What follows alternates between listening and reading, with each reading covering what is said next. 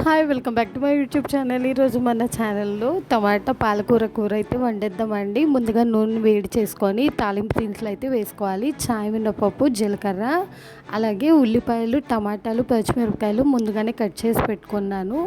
తాలింపులోకి కొంచెం కరివేపాకు అయితే వేసేసుకున్నామండి. ఆ తర్వాత కట్ చేసిన టొమాటోస్, ఆనియన్స్ అండ్ చిల్లీస్ అయితే వేసేసుకొని కొంచెం సాల్ట్ వేసేసుకోవాలి. అలాగే చిటికెడు పసుపు, ఒక half teaspoon chilli powder అయితే వేసుకోవాలి. ఇప్పుడు అన్నీ చక్కగా కలుపుకొని టమాటాలు మగ్గే వరకు కొంతసేపు మూత పెట్టుకుందాం.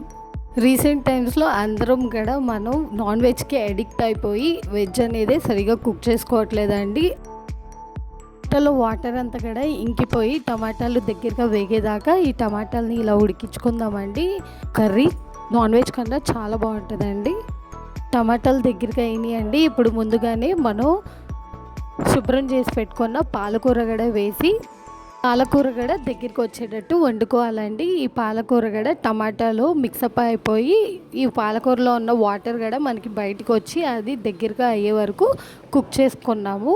ఇప్పుడు ఇందులో హాఫ్ గ్లాస్ వాటర్ వేసి కుక్ చేసుకుందామండి.